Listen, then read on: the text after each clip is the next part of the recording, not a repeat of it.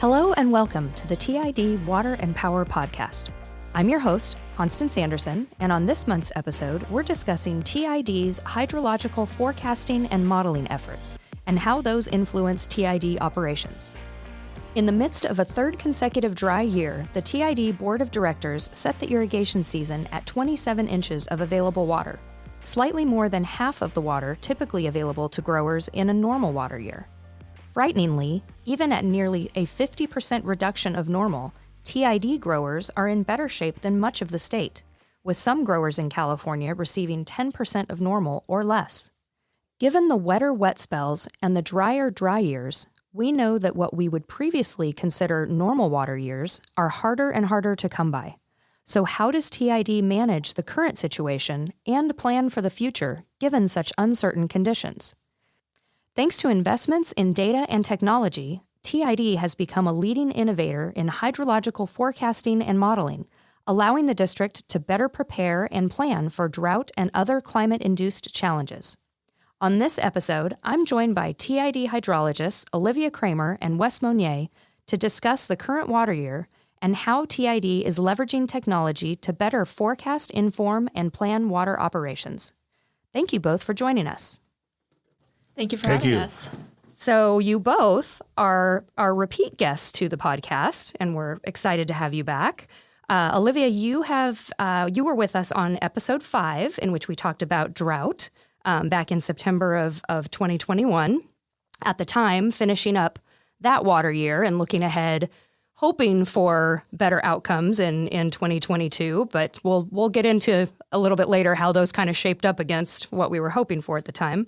And then, Wes, you were with us on episode 2, in which we talked about the Don Pedro project, 50 years of water and power. So thank you both for being with us yet again. We're excited to have you back. All right, so let's start out for some of our newer listeners. If each of you could just give us a little bit on your background with the district and what you are doing in your current role. Olivia, you want to get us started? Absolutely. So my first experience with the district was actually as a summer intern. So while I was studying a degree in hydrology at UC Santa Barbara, I would come back to Turlock, my hometown, during the summers and was able to intern under Wes Monier's department, actually. And I did that for 2 summers, so 2016 and 2017. I then completed my degree and at that point went through the whole interview process, and I was lucky enough to have been picked to be brought on full time. So now I've been with the district for almost 4 years.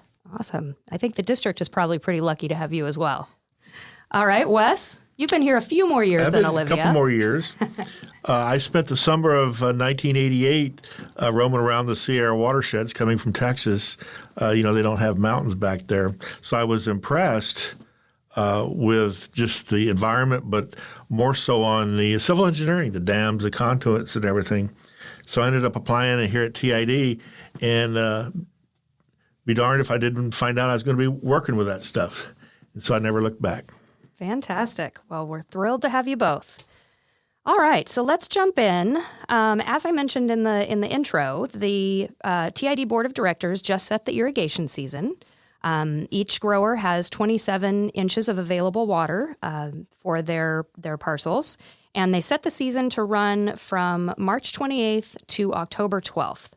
What can you tell us as far as how this compares to normal? So we'll start off with what normal inches are. That's what everyone's kind of used to. So we usually provide 48 inches in an average to wet year, which is approximately about 550,000 acre feet out of Don Pedro. And so as I alluded to earlier, these normal years are kind of becoming less than normal.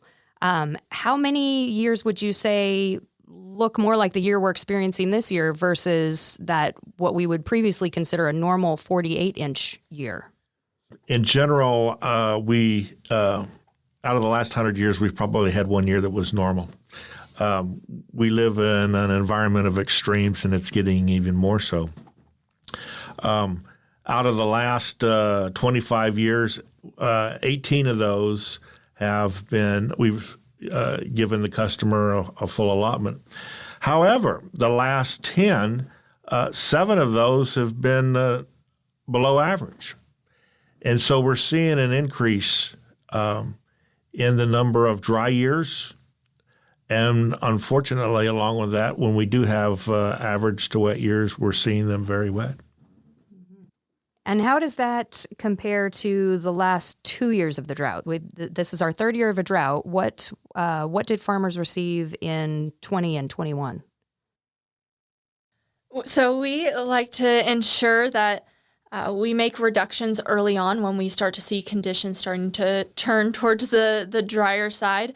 So initially 2020, first year of drought, we gave 42 inches to our farmers. And then in 2021, when we were in that second year of drought, we then cut back to 34 inches. So hydrology takes the data generated from a variety of sources, and we'll talk a little bit more about that in a minute, and works with multiple other departments at TID to determine the best recommendation to provide to the TID Board of Directors in advising them on how to set the season. What numbers were you guys seeing as of April 1 of this year that kind of impacted that recommendation?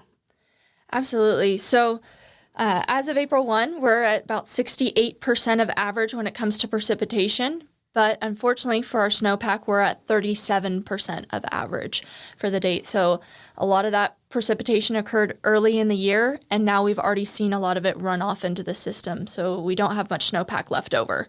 And right now with our projections, assuming that conditions stay dry moving forward, we could end up about the 19th driest year on record.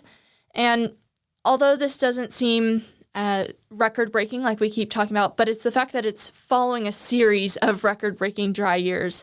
And overall, it's the compounding effects of those years that impact Don Pedro and our operations overall.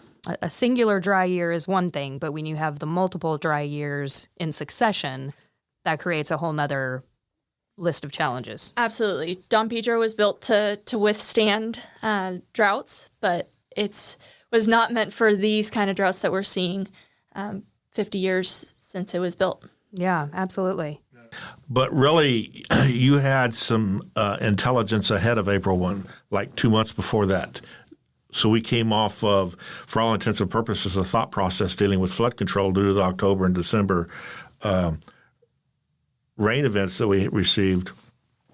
And you immediately transitioned from a flood control thought process to a critically dry because of the lack of rainfall that we were seeing and also that was forecasted. So really, we were about 2 months ahead of that April when you. Absolutely. So, every year is unique. Like Wes mentioned earlier, we've had probably one average year out of our 100 years of hydrology that we have on record. And so how are we planning to each of those years? This year, we had an amazing October, and then we went into a really good December as well.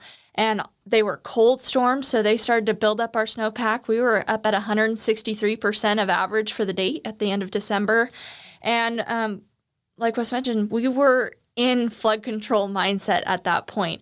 Most of our projections were tending towards us bumping into our flood control curve. And isn't that a very telling situation, right? We're talking about how there is no normal anymore. And to go from coming out of the second year of a drought into potential flood control preparations, and now, given where we are, it's the way you guys track this stuff is just fascinating. It's really amazing. It definitely keeps you on your toes, that's for sure. But what ended up happening after all those wet events, everyone was prepared. Oh, we're having a great wet year. We're breaking the drought. And then, unfortunately, this high-pressure ridge built up along the west coast.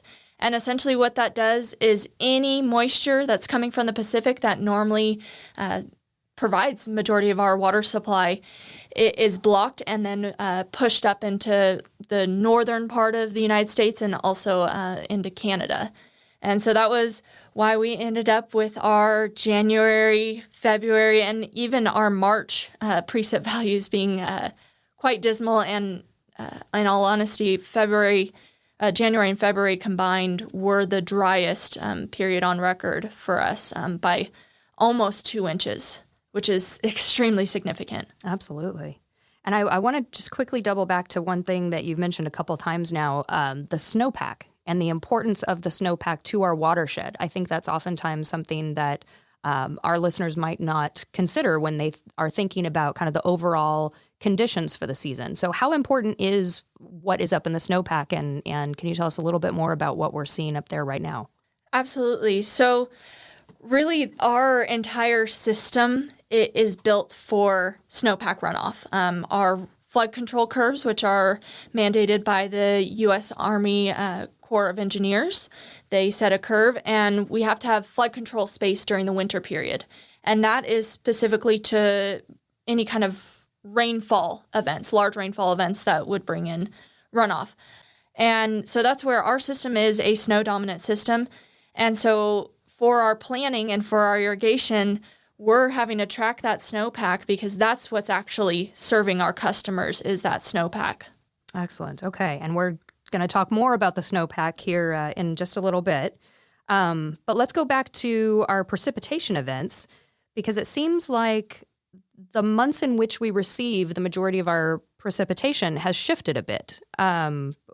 What can you tell us, Wes? Maybe you can talk to us a little bit about what we've seen in previous years and what we are seeing more frequently these days. There's definitely some shifts going on.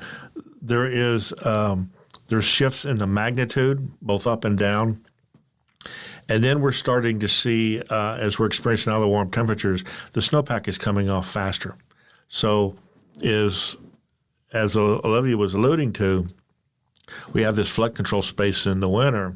And so what happens is then we start pushing up into that, and we have to release that water. And we ran into this, for example, in 2018, where you had to make, for all intents and purposes, flood releases in a critically dry year. Now, we did, using technology, manage to save 150,000 acre feet. All right. And what about 2020 and 2021?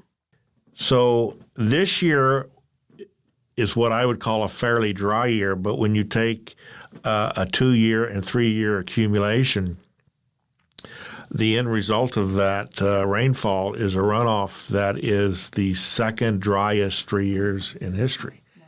And that is, I find it pretty staggering when you compare it that within the last 7-8 years, this is the second one of those that we've had. And in fact, the driest three-year accumulations have happened since 2014. Wow. That's a lot more dry happening in a shorter time.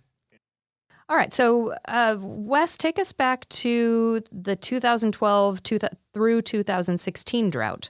How does the drought we're experiencing now compare to the most recent drought on record? It's unreal how the 2012, 13, 14 drought and the total amount of runoff compares to this year. They're identical for all intents and purposes. Yes, there's a little difference, but when you look at the noise, they're identical. And as I said, these are the two driest 3-year periods in recorded history. So this compounding effect that's going on, even though you have these wet years, 2017 and 19, they're not long enough to replenish the soil moisture and the groundwater, if you will. So we just keep digging a hole. And because of this compounding effort, it's harder for us it takes more rainfall to get out of these dry situations. Absolutely. From my perspective, going back several decades, the 76-77 drought, which is the driest 2 years on record, the 87 through 92 drought, the 6-year drought, from my perspective only, there's this idea that, well, you have these 1-in-100-year events, and then you don't have to worry about it for a while. And the idea that this drought was so significant and so harsh that the TID customer was limited to 18 inches, so close, relatively speaking, to the 87 through 92 drought. You wouldn't have thought coming into 2012 that we would, you're going to see droughts, but the magnitude of it. Well, and I think I would add that, as you were mentioning, Constance, when you experience these dry years, then you need even more precipitation to come back to normal. And what we found is because they were so close together, 2012 through 2015 was not that long ago. And now we're experiencing another long-term drought. And we noticed actually last year where our soil moisture ended within the watershed was lower than in 2015. So in a second year of drought, we had lower soil moisture conditions in the watershed than after 4 years of drought. And that really shows that we never actually recovered. 2017 was one of the wettest years on record, but it didn't bring us back to normal. We're seeing higher evaporative demands out of the system, and so that soil moisture just gets depleted. And I want to talk quickly about active storage. Can you explain to us what active storage is, and then what we're seeing in the most recent drought, the 2012 through 2016, versus what we're experiencing now? Absolutely. So, most of the time, our job, we are the project managers for Don Pedro for both TID and MID. And so that means normally we're looking at Don Pedro as a whole, the Tuolumne watershed as a whole that's feeding in there. But when it comes to getting into the irrigation season and making the available water decision, we then have to shift our perspective from Don Pedro as a whole to now TID-centric, right, in order to provide that information. And so TID active storage looks at Don Pedro and how much of that is TID's water and how much of that is accessible. And so when we're looking at active storage, just for comparison to the last 3-year period in 2014, we had 378,702 acre feet at the end of the irrigation season. This year, we're projecting to be at 414,159 acre feet. Not a huge difference between the two values, but overall, we are ending up higher. And I think that's an indication to the overall efficiencies that we're seeing in the system. And it's both efficiencies from investments on TID side, as well as we're noticing just changes in the way that our farmers are operating. They have become more efficient. They learned from that 2012 through 15 drought and have carried those practices over into this drought as well. And we're looking at where Don Pedro's at now, what the snowpack is looking like, what we might expect to come in to the upper 3 reservoirs, and how much of that are those upper 3 reservoirs going to hold back and not release down to Don Pedro, which overall impacts the inflows and essentially TID active storage. Absolutely. A lot of variables. So Olivia's having to hold back water literally for next year in case we have, for example, a 76, 77 year, which historically you wouldn't give it much credence, but now I think anything's on the table. And then you've got to keep water back for environmental flows.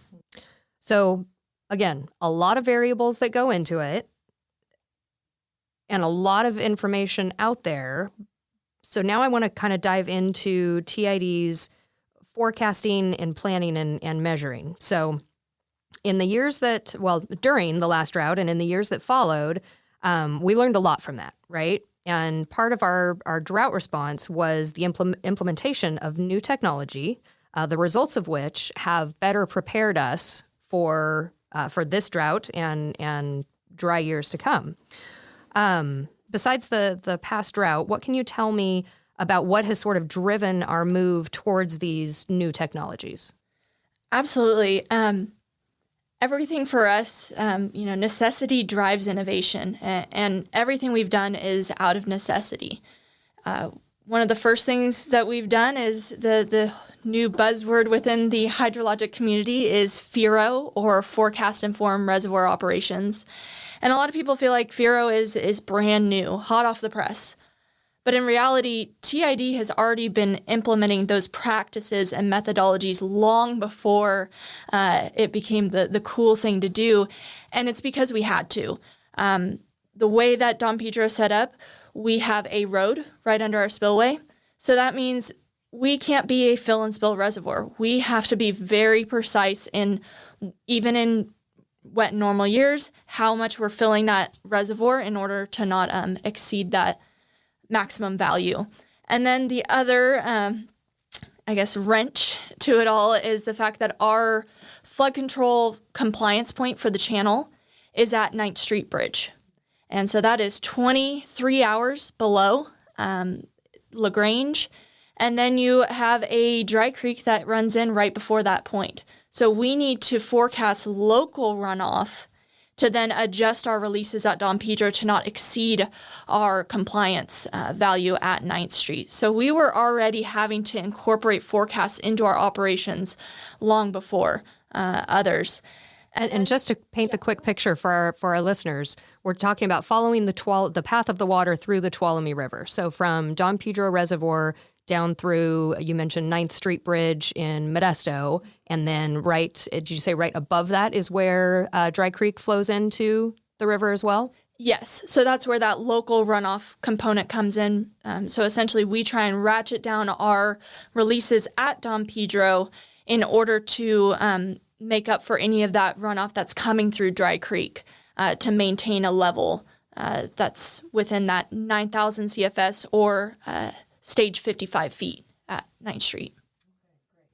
That the magnitude of that channel capacity with respect to the runoff on the watershed, the Tuolumne is one of the smaller ones on the San Joaquin and state. So we don't have the luxury like some of the systems up in the Sacramento system where they can release 100,000 CFS. So we have to know as far in advance as we can what we need to be doing. Okay, so coming out of the last drought, there was obviously this necessity for better information, for more detailed information that it kind of informs how you bring all these variables together and make them take shape. What else fueled the push for new technologies? Yeah, so other than just facility restraints and regulations upon us, the other thing is the fact that we are seeing so much volatility in the system. Our system was built for the hydrology of 50 years ago, and that is not the same hydrology we're seeing today. It is not a static climate. And so that's what's pushing our new era of innovation out of necessity is the fact that we need to stretch our facilities' capabilities. And the only way to do that is to integrate new technologies to try and reduce the uncertainty in our current tools, right? So there's a lot of uncertainty that's expanding when it comes to what kind of conditions you might expect, or your weather, your hydrology, your climate conditions. So where are the areas that we can reduce some of that uncertainty and try and get back to our normal operations, or as close to normal as possible? Sure, whatever normal looks like. Exactly. Just as a kind of a comment here from my perspective, the Turlock Irrigation District has a long history of having to adapt. We built, with our partners, this 2,030,000 acre-foot reservoir from the original Old Don Pedro of 290,000 acre-feet. And within 7 years, coming off building the new reservoir in 71, we run into the 76, 77 drought. And up to that point, I think the feeling in general was, okay, with this reservoir and it's full, we can do pretty much whatever we want to do. That was the first instance. It was, well, wait a second, we don't have the water that we thought we did. And then very quickly, relatively speaking, we run into the 87 through 92 drought. And there we determined we absolutely don't have what we thought we had when we built the reservoir. And so we went to, as all the partners did on the Tuolumne, we went to a water first priority in 92. And then we've had to continue to adapt. And tell me a little bit more, what do you mean when you say water first priority? So prior to 76, 77, we would run Don Pedro in a hydroelectric format. So you release water during the summer after the runoff, and you're running the generators, and you're creating power for the customer. And then you go into the winter, and you start to fill it back up, and you start the whole cycle again. So it's a continuous cycle. And what we found is that we just weren't getting the runoff, and we had to adapt. We had to change that. We had to go to strictly a water first priority. So the power is ancillary. It's secondary. We only generate power when we're making the minimum flow requirement and irrigation. And then when we cannot hold on to it, and we basically hold on to that water unless there's a 90% probability that we cannot hold on to it. But makes sense for TID and our operations. From a water conservation perspective, absolutely. All right, so I want to get into some of the specific technology that you guys use and that TID uses. And I know we're going to talk about the HFAM model, and I'll let you explain that. But there are a couple different models that we actually use to sort of create or pull our data from. What are those? So there's a lot of groups out there that are modeling California water supply, right? It's an important resource, especially within California. It drives our economy. And so the state actually has their own models. So one is the California Nevada River Forecast Center, and they have forecast points throughout the entire state of California, looking at forecasting for both water supply as well as for flood control. But I would say that they tend closer to that flood control purpose, ensuring public safety. That's kind of their main mission, is to let you know, are you going to go above river stage? And then you have DWR. They provide the B120 forecast. And this is just a bulk volume April through July runoff forecast. So it is snow specific. That's our period of time that we usually get our snowpack runoff. And that is guided by the snow survey program. So essentially from February 1st and the first of each month all the way to May 1st, you have individuals go out and take physical samples of the snowpack, and they use those values and run it through essentially a regression model in order to translate those single sample values into a April through July runoff forecast for the entire watershed.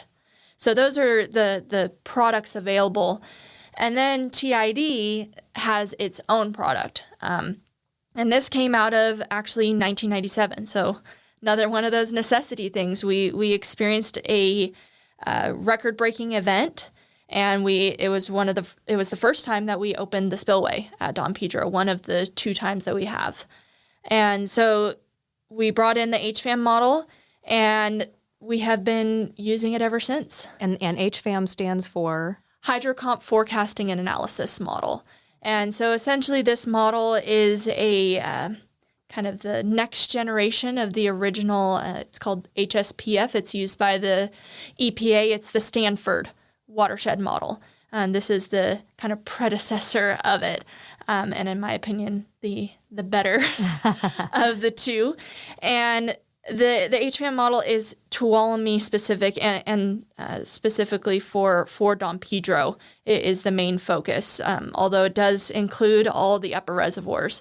And so it is made up of thousands and thousands of land segments within the Tuolumne watershed that are each calibrated, looking at what would the soil type be, what's the vegetation types, looking at what all those physical factors are.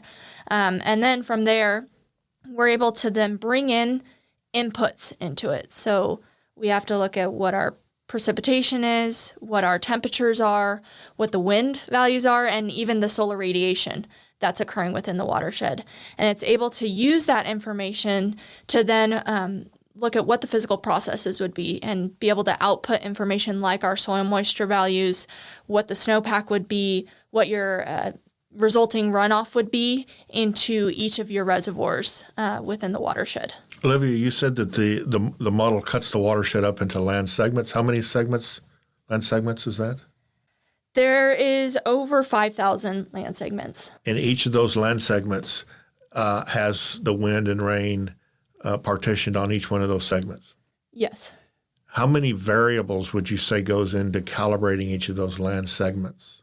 There's over 100 variables within each land segment. So when you're thinking over 5,000 times 100, you're looking at a pretty massive system that was calibrated starting in 1997. So what that's doing, it's giving you, I use the term health, but it's giving you the state of the watershed, and it allows you to determine how it's going to come off. So you know what's up there and then how it's going to come off. So when we had the 97 flood, The question was, and it's the obvious one, well, how much runoff is going to come off? And where's the reservoir going to be at any given time? And where should the spillway? We needed that for a multitude of reasons, but the obvious one, of course, is for public safety. We need to let people know how high is the river going to rise when we do release water through the spillway. We didn't have that information. We didn't have that intelligence. So we had to adapt. We had to go get the technology to answer those basic questions, and we brought that on. And as Olivia pointed to, it was very helpful in the 2017 flood. I view that as a vindication on our investment in 97, whereas the 97 event was a surreal, just hang on. The 2017 was more of a planned, okay, this is what we're going to do. Right. And that speaks to the introduction of this new technology. And as Olivia mentioned earlier, the opportunity to decrease as much uncertainty as possible, right? Yes. I view we spent, after the 1997 event, we spent 20 years figuring it out. And that culminated in 2017. And something that we continue to refine. Yes, going forward. Absolutely.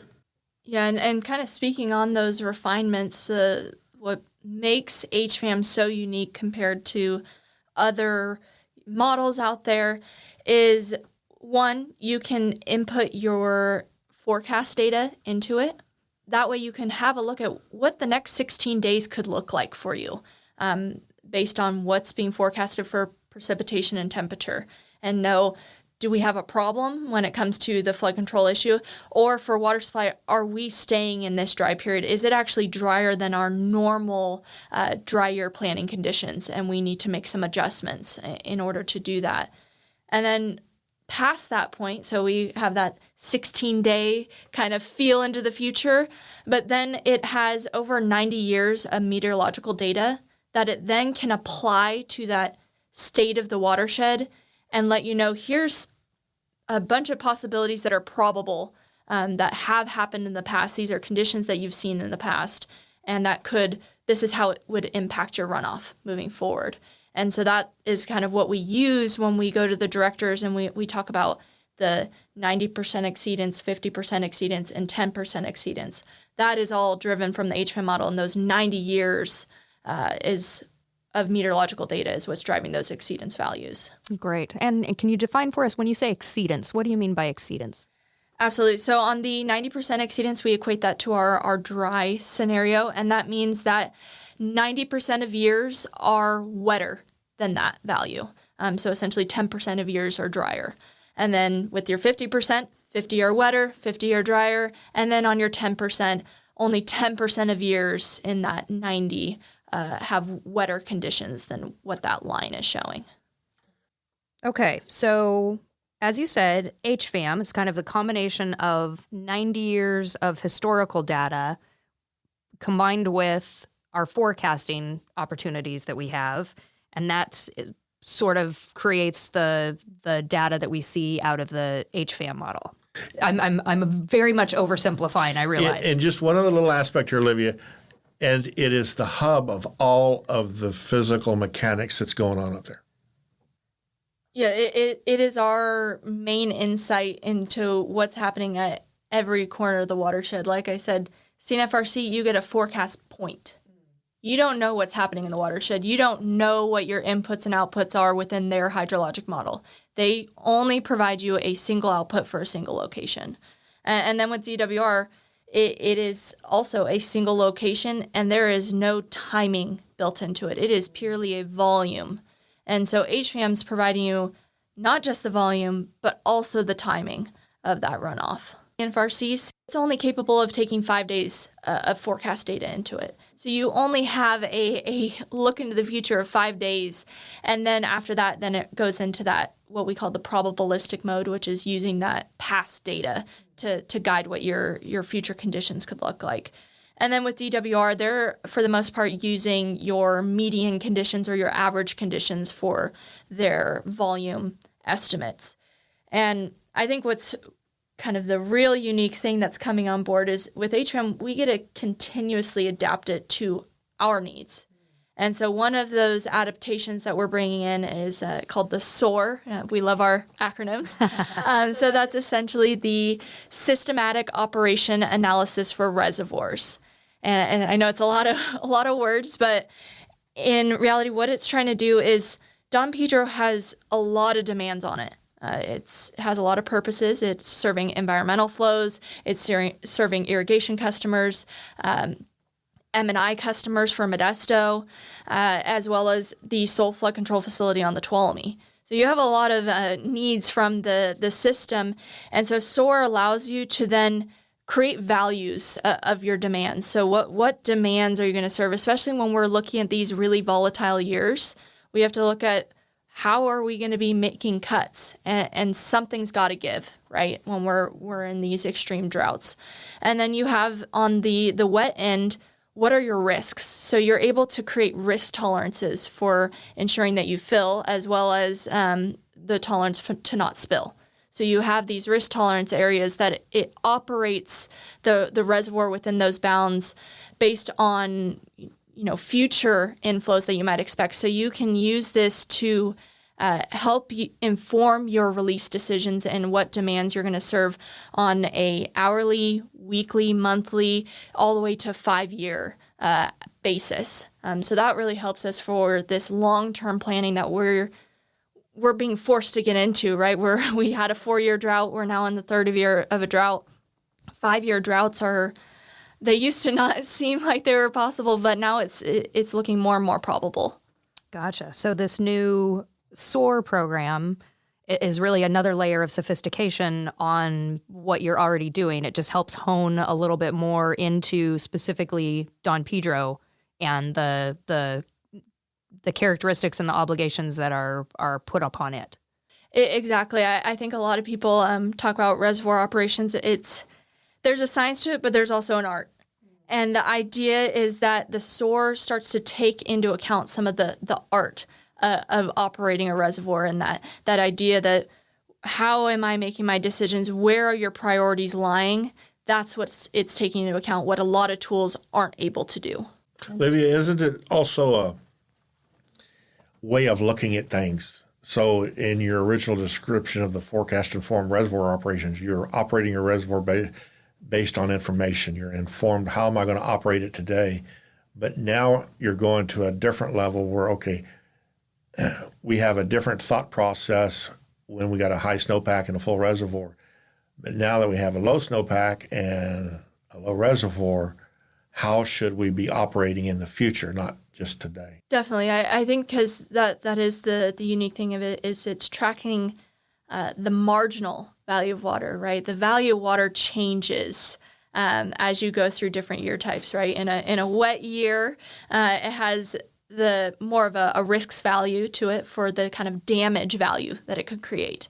But when you get into those dry years, you actually get to a true monetary value of that water, and it keeps increasing as the resource depletes, right? It becomes scarce. And so that is the part of it that it's taking into account is that marginal value of water, and how do you operate to that? Yeah, that's really interesting. I like how you characterize that value. Okay. There are some other tools out there that TID has implemented and takes advantage of and works into our regular modeling and forecasting. Let's talk a little bit more about some of those. How about starting with the Airborne Snow Observatory? So the Airborne Snow Observatory program, they take an airplane and they're basically scanning the watershed with a laser, and they're measuring the depth of the snow.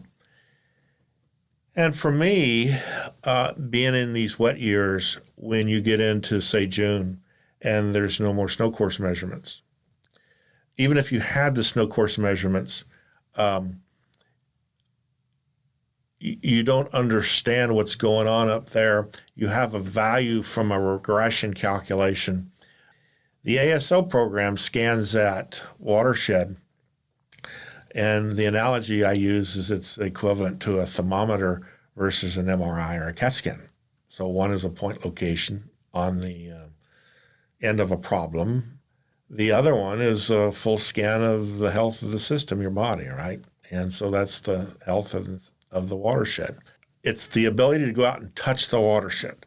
Whereas prior to that, in 2017, I think it was June or July, we were on a big call, and you said, well, what's going on up there? Well, my aunt's cabin still got 8 feet of snow on it. That's the state of the art versus what we have now with this program. You have a three-dimensional picture of the whole watershed, and it's not a new tool. It's not a new mousetrap. It is a whole different way of looking at it. But Wes, I want to go back to something you mentioned because you referenced the previous model, which included 17 different points of measurement in the snowpack. Can you tell us a little bit more about that? So the historic since the 30s is they go out and they take a tube and they stick it in the snow, push it all the way down to the dirt, and then they pull it back out and they measure the weight of the snow in the tube. So if you have the diameter of the tube and you have the length of the tube or the length of the ice, you know the volume. And if you measure it, if you got the weight of the tube and the ice and subtract the weight of the tube, now you got the weight of the ice. And so between those two, you can calculate the volume of water. And so the idea is well, if you measure 3 feet of water at this location, say, for example, Dana Meadows, and you extrapolate that out over the watershed, you're going to get, if you have enough years, you can estimate the volume of water that's up there in the watershed. It's really, since you're comparing that to the actual runoff, you're estimating the actual runoff, not really what's up there. So you don't know what's up there. It's a guess. And the regression calculation, that's a mathematical tool. And basically you're dealing with the relationships of the water content and the measurement versus the runoff. And it's those two relationships. And of course, in a 1977 year, you've got a small amount and you've got a small amount of runoff. So in a wet year, in 83, 2017, you've got a large snowpack and you've got a large runoff. And that is the relationship only, nothing else. And again, I view that as a calculation, whereas the technology that Olivia is dealing with is a model of the environment. And it worked, got us to where we're at, but it is not sufficient to deal with the issues that we're facing. Yeah, and just to kind of bring it back to what we were talking about earlier is, like Wes mentioned, that process is what we relied on for the whole first, part of the history for Don Pedro was that information, and it served us pretty well. But it did have a high amount of uncertainty. So that's the idea of you had this product, it was good enough for the time, but now that we're seeing these changes in the way that our snowpack is distributed, so it's no longer the same snowpack that they made the regressions on. So we're seeing these changes, and then you're having these huge hydrologic years that were outside of what that regression was created upon. Mm-hmm. And so all of those things compounding, now that uncertainty has gotten so much larger. And so that's the benefit of bringing in a product like ASO is we were noticing that the snow survey, the B120 process, it was no longer serving us as well in these record-breaking years. And so that's where we wanted to bring in ASO, and we were the first watershed to bring in the ASO technology when we partnered with NASA on that.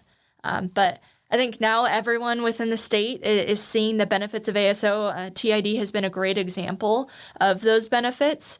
And we now have 9 watersheds that are using ASO technology within California. And the idea is, every snow-dominant watershed within California having access to ASO data to inform their operations. Like we said, California, or I might let Wes take this on. He loves talking about the California economy and the importance of water. So. Well, it is the 5th largest economy in the world, right? And we do have a substantial asset here in the San Joaquin Valley, and you want to be providing the most accurate data that you can. And there's a lot at stake here. And we don't have the time and the resources to deal with the inaccuracies of the historic calculation process. Well, and to kind of jump on your point about we don't have the time, right? We don't have the time to wait. That's the big thing. We're making our water availability decisions. We were already starting to look at it in February, talking to our board of directors. And so when you're waiting for the first of the month and 8 working days after the survey's done in order to receive this information, that's too long to wait. An entire month of sitting there wondering what's happening in my snowpack. Versus with ASO, if we get a big storm that comes in and we're wondering, well, what did that do? Is our model actually, producing the amount of snow that it should have based on that event? And there's a bunch of question marks. You can have ASO fly and get that information. You're not waiting an entire month to get that information to inform your water supply decisions or your flood control decisions, because flood control and water supply are made, those decisions are real time. And so you need real time data. I can remember in the 87 through 92 drought that we made the decision on the irrigation in April, because you're dealing with the April 1 snow course measurement and you're dealing with the state. And so about 8 working days after the first, you get the values. And okay, now you've got a bulk volume and you run that in your mass balance models. Okay, so what can we do? So we've gone, from my perspective, mid-April making the decision to really setting the stage in February, is this fair, and locking it in March. And that's based on, again, decreasing the uncertainty, working with the new data, the more consistent data that this technology is providing, and knowing that you're making this recommendation on real information. It's not a projection. It's not a guess. It's not, like you said, kind of balancing some of the variables that we have in the past. It's good, solid data. Okay, so I want to dive into one more point about ASO before we move on, and that is, you talked about the 17 points of measurement from the old system. How can you describe for us the points of measurement, if you will, that are available under the ASO system, or the Airborne Snow Observatory system? So there's 17 snow course measurements in the Tuolumne. And then there's a few in the Merced and one or two in the Stanislaus that is used in the official forecast of the runoff. And again, that runoff is an April through July amount. Those 17 measurements, as opposed to the ASO, which is scanning the watershed at about every three square meters. So they're putting a laser dot on about every 3 square meters. And they take all that information and they compile it into their algorithms. They're looking at a 50 by 50 meter square area. They actually measure over 4 million points. But for the products that we end up using for snow water equivalent values, which is the depth measurement, that's those 4 million points. But then you have to multiply that by what your density is in your watershed. So that's at a little less granularity. So then you end up with about 1 million points of snow water equivalent values for your watershed. It's hard to articulate the difference between what we had and what we've got now. Well, I think a good example of that is actually some work that one of our seasonal employees, Matt Siemens, is doing. He's looking at all of the ASO data that we've been using since 2012. And one of the things he found this year was he was looking at those 1 million points of measurement. And, people are like, well, why do you need 1 million points? What are you going to do with it? But he actually noticed an outlier point. And he was like, why does this point have such high values? And so he contacted the people at ASO and ended up that location had an avalanche. Wow. Something that granular you're able to see with those 1 million points that, all right, that's why you had that outlier point within all your data sets.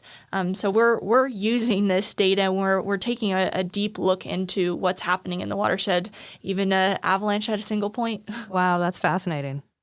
Another thing is that the ASO program is doing, The snow sensors and snow course measurements are on the middle elevations. So the extreme upper elevation, and Olivia, do you know how much area that is? I want to say it's almost 40 to 60% of the watershed. Wow. So historically, we have not had any instrumentation on 40 to 60% of the watershed. So no access to or knowledge of the specifics what's of what's up there. Wow. And so now I think that might lead into why there is such a swing when you do your calculations based on your snow course measurements.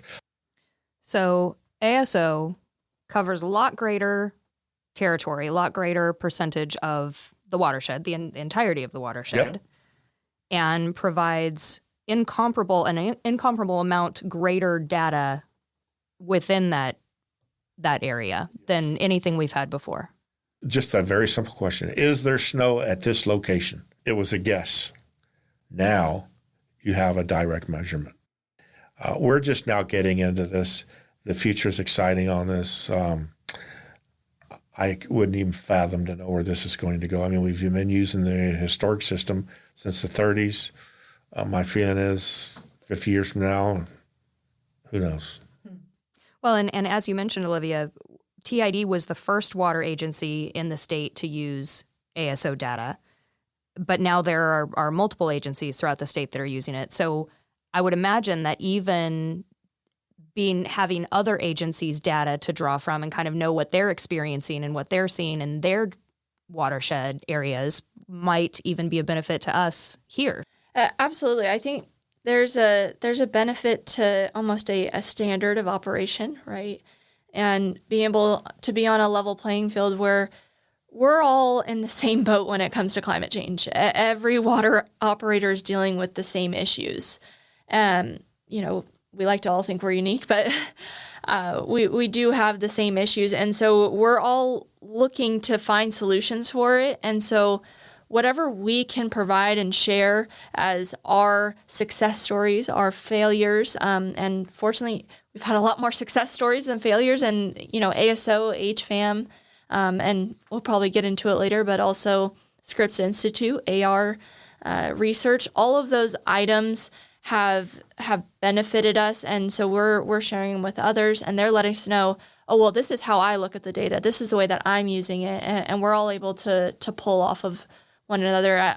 Honestly, I see that as being one of the greatest benefits of all these technologies is we're seeing this greater collaboration between multiple groups. We're tied really closely with the operations at City and County of San Francisco, so knowing how they're operating, what they're looking at, and as well as working with DWR, the Army Corps.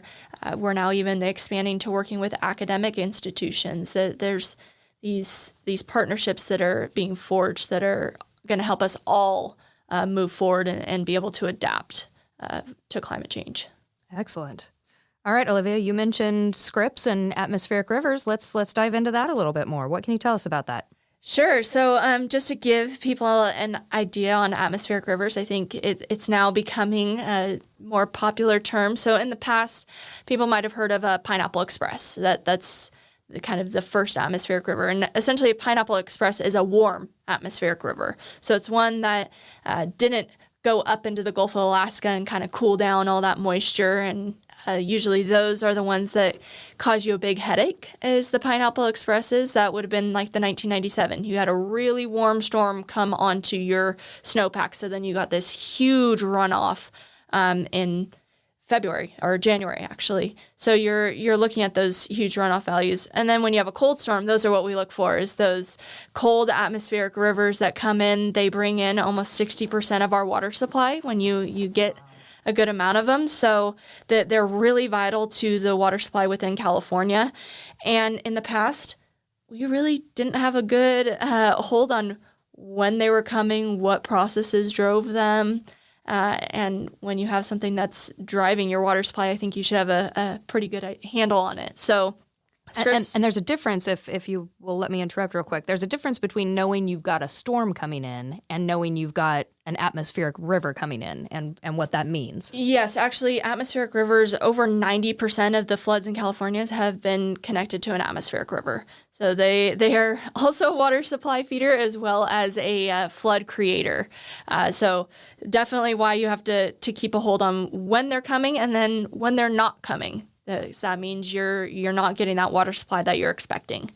And so that's what Scripps Institute's process is they're doing reconnaissance missions, studying the dynamics of how they move in the system to know when are they going to make landfall, where are they going to make landfall, and how long are they going to be moving across the system. So all of those aspects come in because you could have say a moderate atmospheric river come in, but if it sits over your area for an entire day, it can cause the same amount of damage as, say, an extreme atmospheric river for a short duration. So that's why you have to look at all dimensions of it. And I think that's what's really unique with Scripps is they have tailored a lot of their products to be digestible for the end user. And they really were beneficial as water operators is where we've seen the benefit. Being able to look at how much moisture is available in the system, because that gives me an idea of how confident should I be in this forecast. Before I look at this forecast and one forecast cycle, I have 14 inches of rainfall, and the next forecast cycle, I'm down to 2. So what does that mean? And so I can now look at, well, is there even moisture available to create a 14-inch storm? Or how many of those ensembles are indicating that that's possible? And if it's pretty low and that just happened that forecast chose one of the high, biasing higher on those ensembles, that's important for me to know. And that's how I can gauge my confidence within those forecasts in order to guide our operations. Olivia, wasn't that a big deal this year, say January and February, when we would get these forecasts of rain events, but there was no substance behind them? And didn't that kind of help us reorient from this flood thinking perspective, accelerated our understanding, our appreciation of where we were going? Is that fair? Definitely. I think right after those December storms ended and then that pressure ridge created, it was the first indication that things were turning dry. So every time I would check the AR products, I kept seeing no moisture. And it was for a majority of California. Sometimes it just misses our section. It might be going up into Tahoe, but this time all of California had no moisture available to drive any kind of significant rainfall. And so that was really important for us. So any kind of rainfall that we would get would be more from frontal systems or something like that, where you usually get much smaller accumulations of rainfall. All right. So, Wes, why don't you tell us a little bit about how we came to be using the Scripps product and this technology?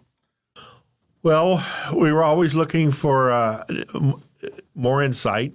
And what I ran into was that you can get the information, but it takes some wherewithal, first of all, just to get your hands on it.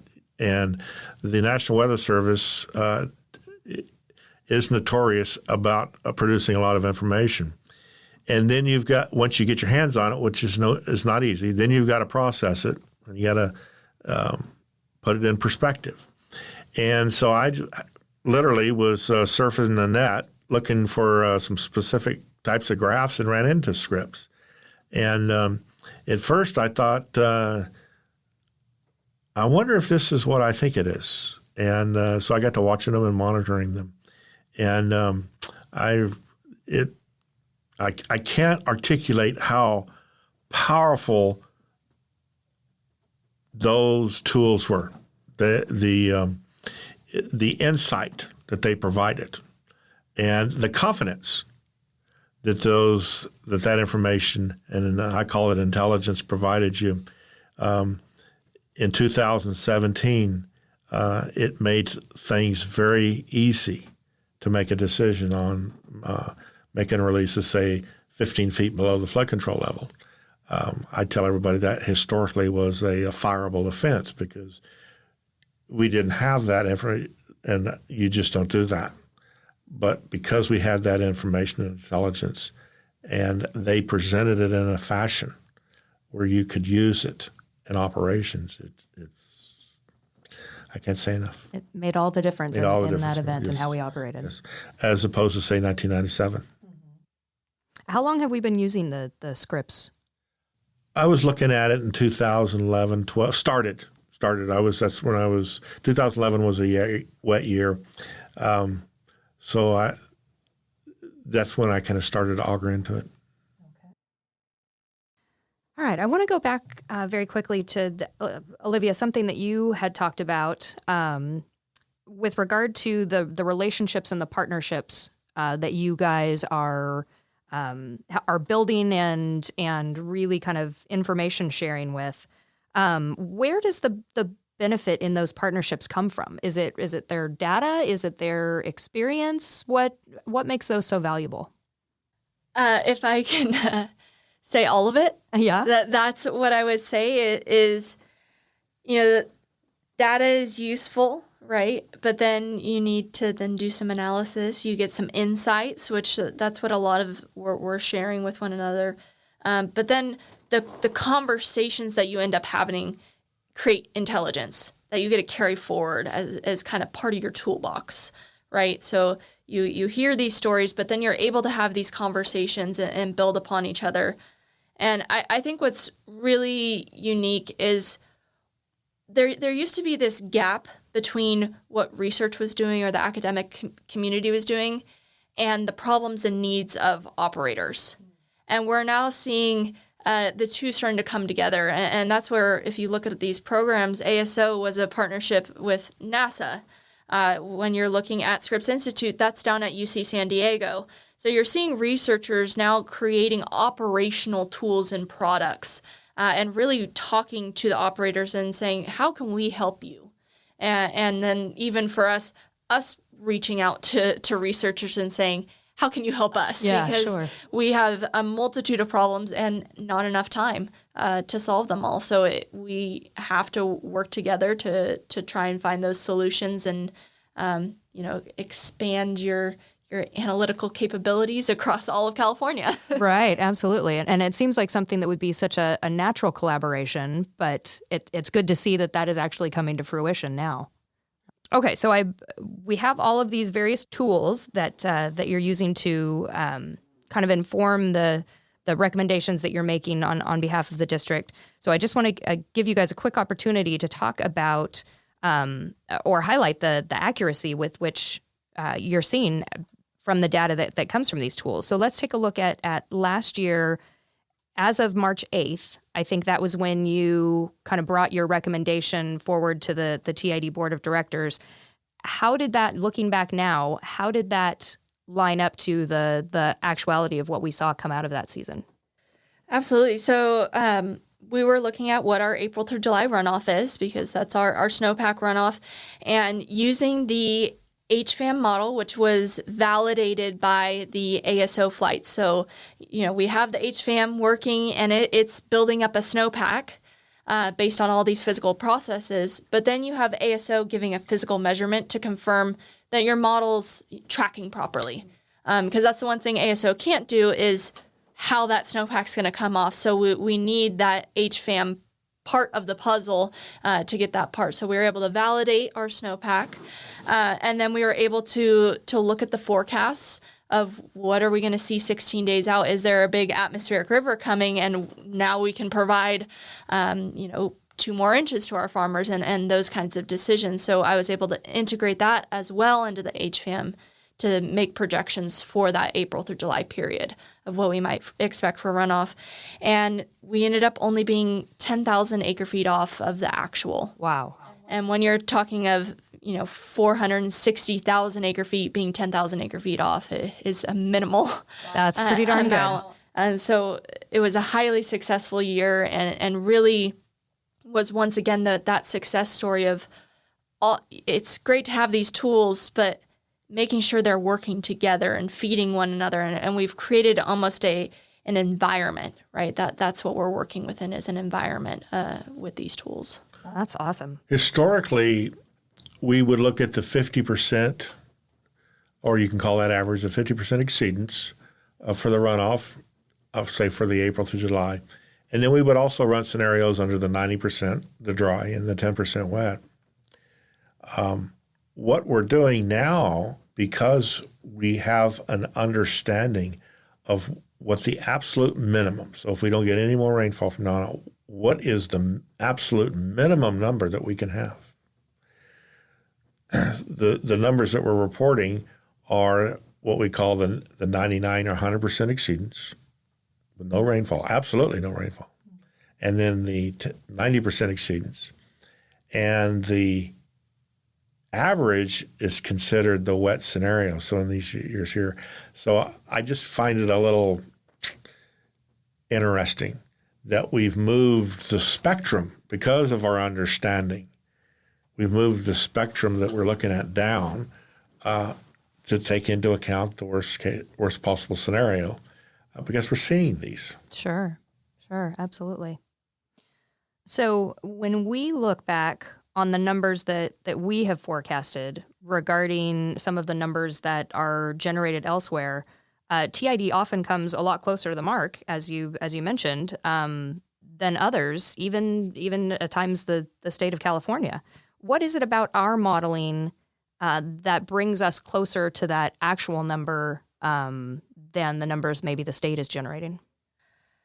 I think a big part of it is we have the benefit in the Tuolumne that you do have a lot of research that goes on in the Tuolumne. So we do have a lot of insights into what's going on, and we actually have one of the better snow survey programs. If you can, only 17 measurements, but it's actually one of the better programs. There are areas where you have very few measurements, and you have even larger watersheds with very few measurements, and they're relying solely on the DWR B120. They don't really have any other tools. They don't have an HFAM model that they're using. And so we were seeing in some areas within, I believe it was the Feather last year, they said that they were 600,000 acre feet off. Oh, wow. It was water they didn't receive from the snowpack that they expected because it was indicated by the B120 forecast.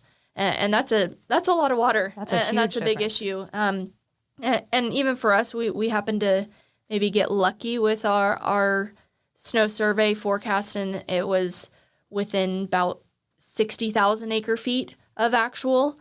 But still, when you're comparing 10,000 versus 60,000, that is a few inches to our farmers. So locking that in is really important. Absolutely.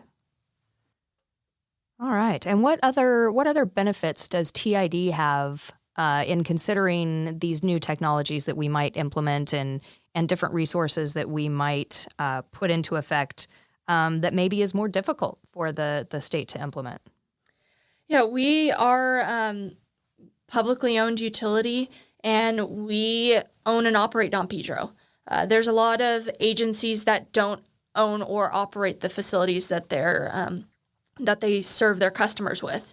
And so we are able to quickly integrate these new technologies into our program, and we have an amazing board of directors that is willing to make these investments, and they understand the necessity to be proactive and not be reactive in these situations. So Olivia is taking this data information from all these resources and giving a report to the directors weekly. So there's a real-time aspect of this. So as this stuff is adapted and we're seeing things, she is communicating that immediately, for all intents and purposes, to the policy individuals to make the right decisions. Mm-hmm. That's important and probably makes the directors feel a lot better knowing that this isn't a report they're getting on a quarterly basis. This is real-time data that informs their decisions. So that's awesome. Okay, so as I referenced way back at the beginning, there's a lot of data and a lot of coordination that goes into setting the irrigation season. Can you walk us through what that process actually looks like? Sure, and I think we kind of touched on it earlier, but we're looking at that TID active storage and that whole process we went through. We're looking at what do we think San Francisco is going to do. We're taking into account what HVAM's predicting as far as runoff availability, and then also what MID's operations are going to look like. So we're taking into account all those things and looking at, okay, now TID active storage, what do we have available? From there, then we have to look at what are our other obligations that we need to serve this year. So one of them being our environmental flows, because that's a license issue. In order to keep our license, we have to meet those flows. So we remove that from that bucket of available water that we currently have. And then we're looking at, okay, well, how much are we expecting to come in during the irrigation season? What kind of inflows are we expecting? So we can add that to our current active storage. And then we also then go ahead and take it a step further and consider what are our obligations next year for our environmental releases to make sure next year we can cover those obligations. And then we even go to the point of looking at what is the evaporation on Don Pedro. It is not a closed system. There are, natural losses from Don Pedro. So we even account for those losses to TID active storage. And it's only from there then we can look at, okay, what can we provide from Don Pedro to our farmers? And that's heavily guided by what kind of carryover we're going to have at Don Pedro. And normally we try and carry over enough to survive for the next year. That's a lot of it, is just survival when you get into these long-term droughts. Absolutely. Well, and as you mentioned earlier, even the smallest amount of water saved directly translates to what we're able to provide our growers, which is huge. Okay, so LSAM, another tool that we use to just complete the whole, Wes, as you mentioned earlier, kind of the whole understanding of the health of the system from top to bottom. And so that allows us, I cut you off there, that allows us to run scenarios and answer questions that the directors and the policy individuals here at TID have. We can, instead of literally guessing, we say, okay, this is what you're going to see under these conditions. And it just makes things more efficient, of course. Sure. And gives us the flexibility to adjust some of those scenarios to present different opportunities. Very good. So, Wes, what are some of the programs that have helped inform some of the inputs and outputs that we're using to build information for the lower end of the system? SBX 7, the district invested heavily in the measurement and control devices on the TID canal system. And what that did was allow us to generate the information and the intelligence on how the system is working and what it's doing. And as a result of that, the district has developed conservation programs, as is the TID customer. So the system's running a lot tighter. And that has huge benefits in these conditions that we're in now. And I would add to that is we have a gravity-fed system. And so there is always going to be spills, right? We can't completely close the system, but I have to give kudos to our water distribution officers and the work that they have done through the 2012 through 2015 drought and now into this drought. They have made so many improvements on reducing the amount of spills and trying to move the system around and also just working within this new environment of having these new gates and this volumetric accounting and all those items. I think they deserve real kudos for the efficiencies that we're starting to see in the system. Awesome. Oh, that's great. All right. So let's talk a little bit more about the LSAM that you alluded to earlier, that lower system model. What can you tell us about that? So essentially, all of those efficiencies that we were just talking about with adding in those gates and then also the work to reduce spills, and we're running our Turlock Lake differently in order to conserve the most amount of water possible. How do you now integrate that into the water that's actually provided on farm? And so that's what the LSAM is doing, is it's looking at what are the inputs and where are the losses in your system. And then from there, you get an on-farm value, and that's where we make that conversion from acre feet at Don Pedro that's being provided. So this year, 394,000 acre feet at Don Pedro, and then what it translates to on farm. So in this case, it's 27 inches. Very good. Okay, so what are some of the next steps with these existing tools, or are there new tools in development that TID is looking to be a part of? So from my experience, the sky's the limit. I look at what we're doing now versus what we were doing 10 years ago versus 30. It's unreal. And these new tools create other opportunities. And we're just starting. It's just exciting, fabulous. Your question is right on. I think there's a massive world we're going to have to learn to adapt to. I think there's a long road to hoe, and we're just now starting. Yeah, and I think what I would add to that is, as I mentioned, we're creating an environment, or maybe a better term is an ecosystem for water operations. And so we want to keep adding to it and adapting the tools that we have. And so I think one of the tools we're looking at it's called Land IQ, and that would be integrating directly with the LSAM model. And that's giving you a monthly snapshot of what are the crop patterns within the district, what's the soil moisture at every single field within the district, and what kind of precipitation occurred at each location. So having those monthly snapshots, then you can feed that into your LSAM, because those are all inputs and outputs for your system to be able to better lock in the true demands that you have. And we're going to, using this Land IQ program, we would be able to do that on a parcel by parcel basis? That is the concept, is Wow. we'd be able to do it parcel by parcel.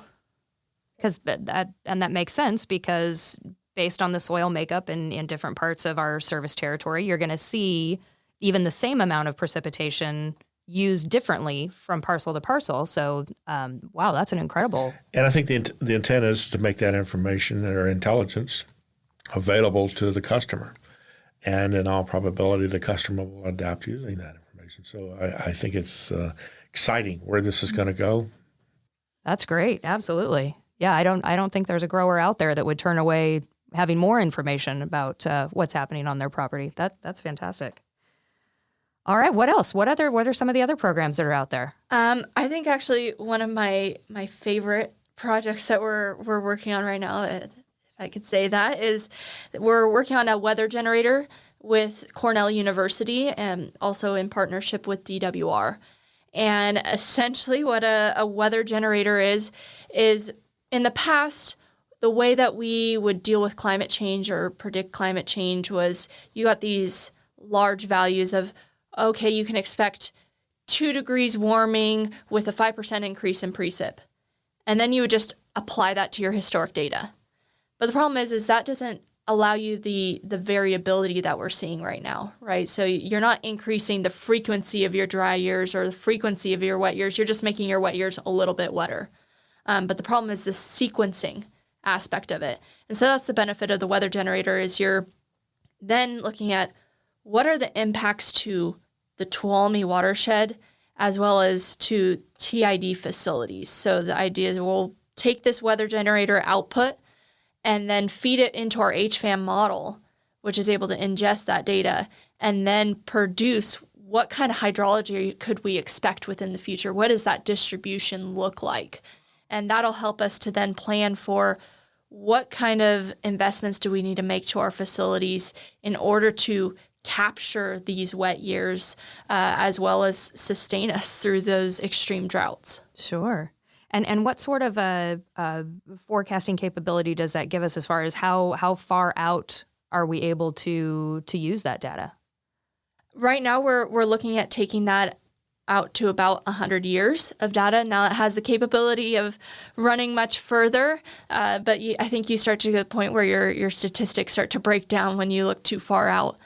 So you definitely wouldn't be using this on a short-term basis. It's not a forecasting tool. It's an adaptation tool, a climate change mitigation tool to kind of guide what you're going to be doing in the future. Well, one of the things that we're looking at is the distribution of the runoff is changing.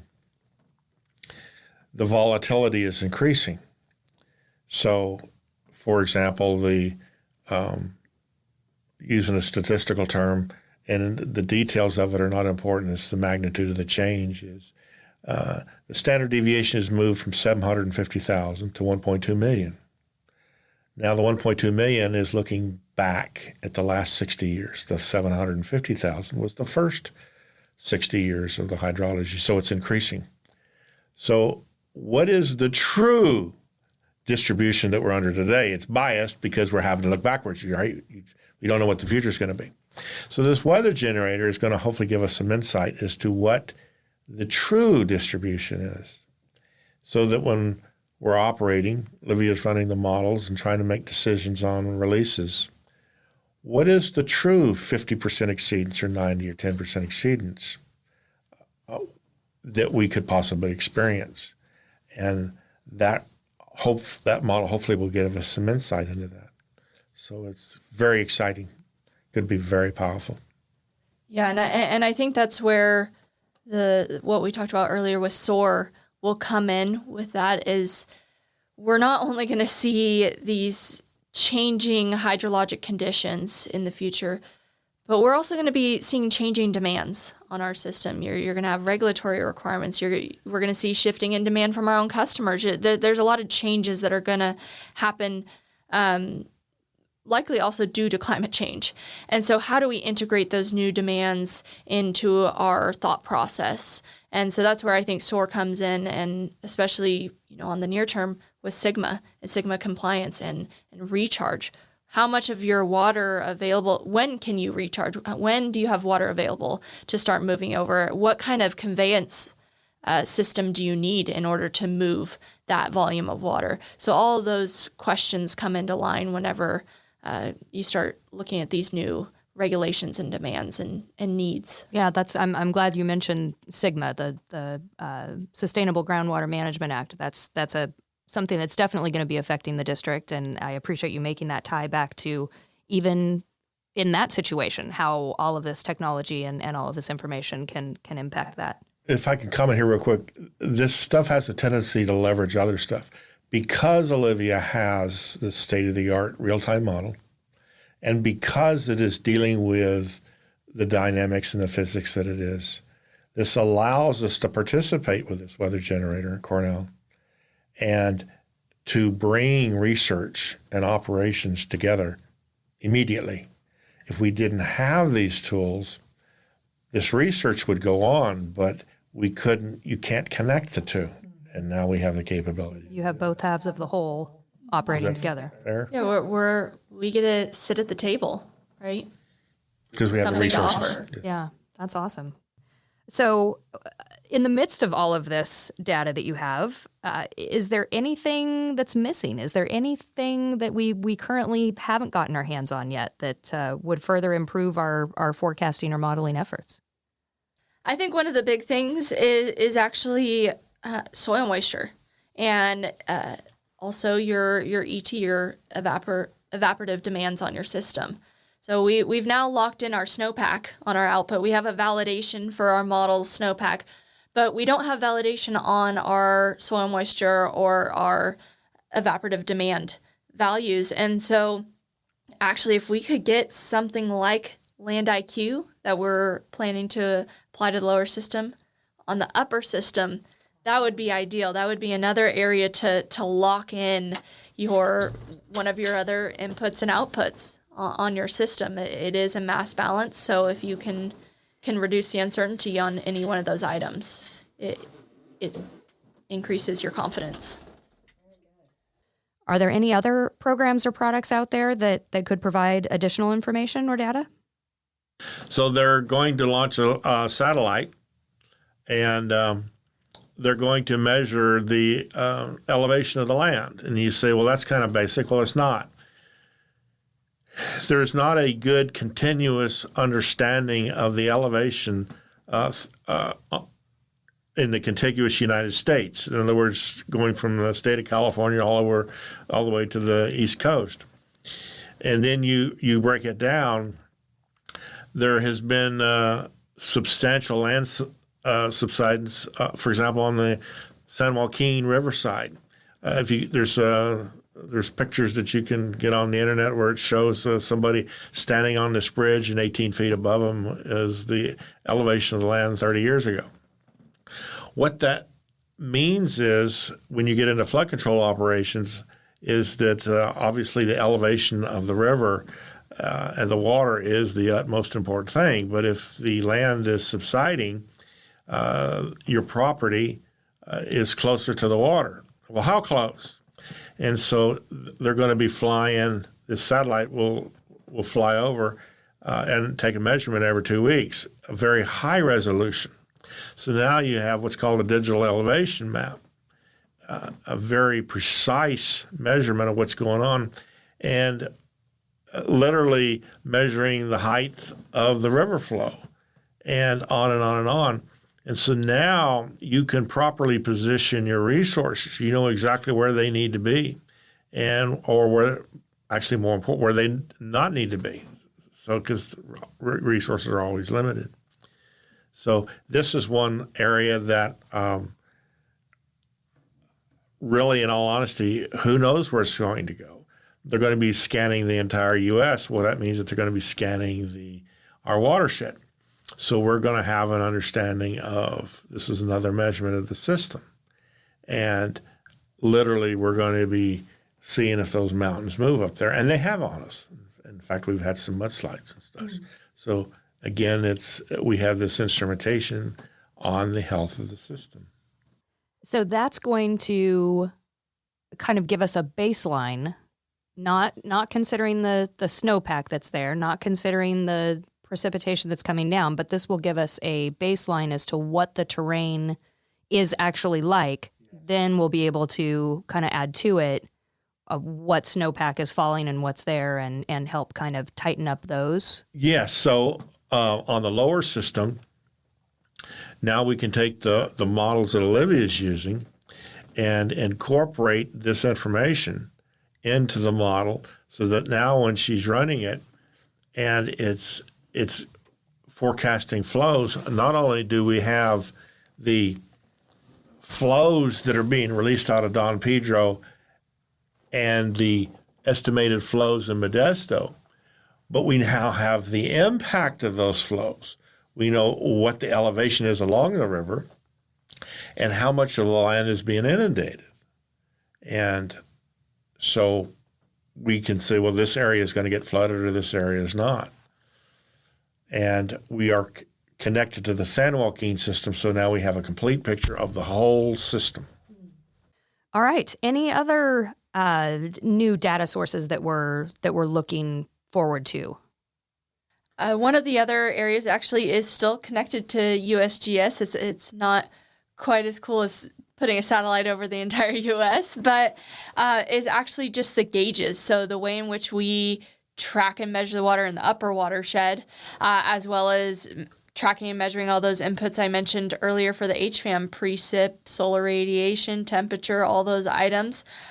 So we've been going through a process through actually a grant that we received from the Flood Coordinated Operations Group. And with that, we've been able to upgrade a lot of our current gauge locations, and that just makes it to where they're more accurate. We're using better systems, and then as well as adding new locations. Especially one of the new ones we added was on the Dry Creek watershed, to have better accurate precip data for that local runoff component of our forecasting. And so that's an area that's actually really important. It seems simple, but especially with models, garbage in is garbage out. So if we can make those inputs as tight as possible, and the more inputs you can provide it, the more accurate it is, rather than trying to extrapolate from a single station point and trying to assume what the precip at one station is at a single land segment and its relationships. If you could have greater spread of those stations. It's really beneficial, especially because we are seeing storms that happen to hit only small sections of the watershed. For example, they're in Moccasin in 2018. So you can get these large rainstorms and it only hits one part. And if you don't have a gauge there, you didn't capture it. So I think that's another area of improvement. Another thing that we're seeing, it's kind of hard to articulate the value here, is that because of the software tools, machine learning language, neural nets and such, we can take the historic data and it's redevelop the curves that we were originally working with, and we can glean out the true nature of the data. And we're just now starting to touch on that. Yeah, I think I would add to that is, we're mentioning all this technology, all this new data sets. We're shifting from a space of point locations to now spatial data that has millions of points. So how are we as TID supposed to ingest all of this data and actually make informed decisions from it? There's only so much we can do, and that's where we are leaning on new software, new technology like machine learning, because it acts as another person, right? Another mind, and highly trained and specific benefits and trends that it's trained to. And so that's where it expands the analytical capacity of TID and allows us to be able to actually use all of this data that's coming in. Absolutely. Because even just what we've talked about in this podcast, it sounds like there is way more data available than the two of you would ever be able to sort through and process. So you definitely need a hand. The voluminous data is leaps and bounds, the amount that's available. And so you've got to have these tools and these capabilities to absorb it and to understand it. And again, there's kind of a feedback loop taking place where you've got all this data and you're developing this information, and then these tools allow you different ways to look at it. And so now you go back in and it's just kind of growing. Again, we started out with 17 measurements or 17 snow course measurements, and now we're dealing with millions and millions of points on a spatial environment. So that's my take on it, Olivia. No, I think that's a great way to put it, right? We were talking about you're going from a point to the surface to now three-dimensional, right? There's so many variables, and then you get to move around the object and look at it from different angles and perspectives, and that's as they evolve over time. Mm-hmm. Okay, so time's a big component. In the case of machine learning, is there any value to the fact that the subjectivity with which a hydrologist, for example, might bring to the situation is removed? So, Wes, you've been doing this for 30 plus years. You bring with you your own set of experiences, some of which is learned data, but some of it is kind of gut feeling, or I've been through this before. Is that something that comes into play when working with machine learning, that component is removed? And is that good or is that bad? What I found is that you develop a gut feeling, and you have a feeling for the end result based on some circumstances. What you don't have with that gut feeling is the process between the observation and the end result. You think you know why, or you know that something's going to happen, but you don't know why. And now with the machine learning, you're finding out, my original assumptions, actually they were quite wrong. Just because you're lucky. Or potentially quite right. Yeah. Well, and I mean, I think you could go on days, weeks, years, philosophizing, right? The benefits and the dangers of using machine learning, and that's where you do have to be selective on how you use it. And in some ways, it can remove the bias out of it, which can be good. But there is a part of it that is a bit black box where you don't know what biases you're also teaching it. And so being aware of those and what data sets you're using to training, and you have to still take a look at the data and get a feel for it before you start just tossing it in there. So we're using all the systems we can get our hands on. So we're using the historic, but now we have a perspective on what that represents. You know, the good and the bad of the historic operations and tools. And then, for example, the HFAM model and the ASO come together. And we can say, okay, is the HFAM model, did it come up with the right number? Is it the same as the ASO value that on that particular date?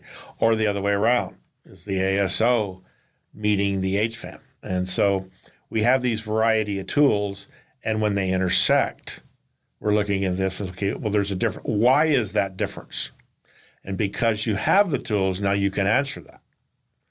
Whereas historically, you may not even know there's a problem. Okay. So Wes, like I said, you've been doing this for nigh on 30 years. What does it look like 30 years from now? What's your prediction? In the next 5 years, it's going to be awesome. It's just unreal. And then from there, the sky's the limit. It's the things are moving and changing so fast. It's just surreal. So 30 years is too far, maybe 5, but it is. Year to year is what we're doing and playing with, what Olivia's dealing with. It's all you can do to keep up, much less understand what's going on. Sure. Olivia, what are you most looking forward to in the next 5 years? Next 5 years, well, I really do feel like right now we're in this, I don't know, renaissance period for hydrology. There's a lot of changes, a lot of new ideas, new perspectives coming into play. So, like Wes said, I think it's going to be a whole different landscape 5 years from now, and it's what keeps me coming back every day. Is it changes every day, so it makes my job exciting, and I just love talking about what we do. It's extremely fun and a lot of good stuff. It is a lot of good stuff. Absolutely. That's a perfect way to wrap up. You guys, thank you so much for sharing all of the good stuff with us. We're so happy to have you here and look forward to having you back again. Thanks, guys. Thank you. Thank you. Thank you for tuning in to the TID Water and Power Podcast. You can find TID on Facebook at facebook.com/TurlockID, on Instagram and Twitter at TurlockID, and on LinkedIn as the Turlock Irrigation District. I'm your host, Constance Anderson. We'll see you again next time.